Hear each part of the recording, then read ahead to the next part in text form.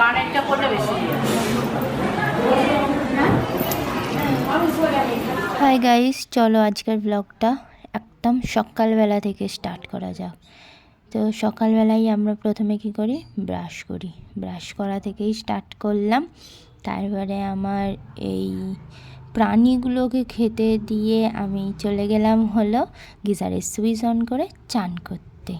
তারপরে এই যে দেখো, আমার মা প্রত্যেক দিন এইরকম এতগুলো করেই ফুল তোলে। আমাদের সব গাছে ফুল ফোটে আর মা সেই ভোর রাত্রির থেকে ফুল তুলতে আরম্ভ করে। আর আজকের ওয়েদারটা খুবই ভালো ছিল, ছাদের গাছগুলোতে অনেকগুলো করেই ফুল ফুটেছে।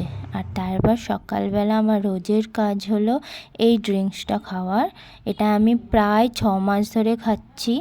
এইটা মানে চিয়া সিডের জল আর 3টে করে আমন্ড। চলো কাজ আছে, রেডি হওয়া যাক। আর এই যে আমি একদম রেডি ফর মাই ওয়ার্ক। তো আমাকে কেমন লাগছে অবশ্যই জানিও। তারপরে তোমরা তো জানোই আমার কাজ থাকলে সকাল সকাল আমার মা চা আর ডিম সেদ্ধ না খাইয়ে ছাড়ে না। তো টোটোর জন্য ওয়েট করছিলাম, মা বলল টোটো এসে গেছে, কিন্তু আমি বাইরে গিয়ে দেখি টোটো তখনও আসেনি। তারপরেই দেখছি যে টোটো আস্তে আস্তে ঢুকছে আমার বাড়িতে।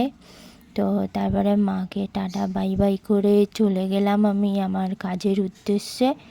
আর লোকেশানটা একটু দূরে ছিল, ওই ডানকুনিরও পরে মাইতি পাড়া বলে ওইখানে। তারপরে যেতে যেতে দেখি আজকে রাস্তায় স্কুল স্টুডেন্টদের অনেক ভিড় ছিল। কি ব্যাপার ছিল বুঝতে পারিনি।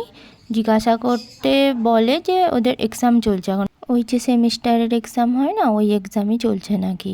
তারপরে রাস্তায় যেতে যেতে দেখি অনেক অনেক প্যান্ডেল।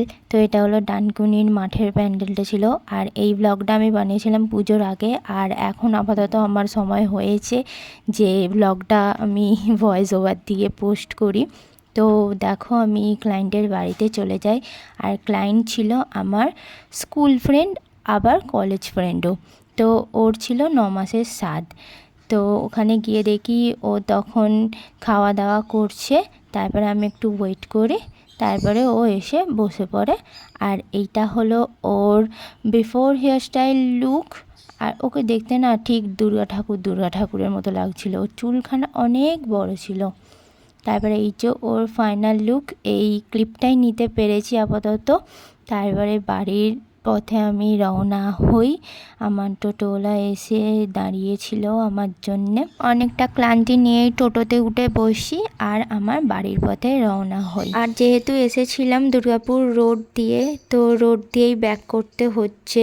মাইতিপাড়া একটু ভিতর দিকে, প্রায় অনেকটাই আমার বাড়ি থেকে আধ ঘন্টার ওপরে লাগে।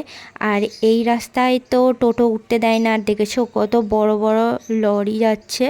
তো মাঝখানে আমাদেরকে দাঁড় করিয়েছিল যে এই রাস্তায় কেন টোটো নিয়ে উঠেছিল। তো এই রাস্তা ছাড়া অন্য কোনো রোড ছিল না যে আমরা যাব আমার ক্লায়েন্টের লোকেশনে।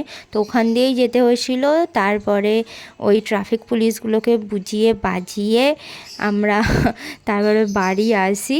তো আমার তো একটু ভয়ই লাগছিল। তো এই ব্লগটা এই পর্যন্তই, আবার দেখা হবে অন্য কোনো ব্লগে। টাটা।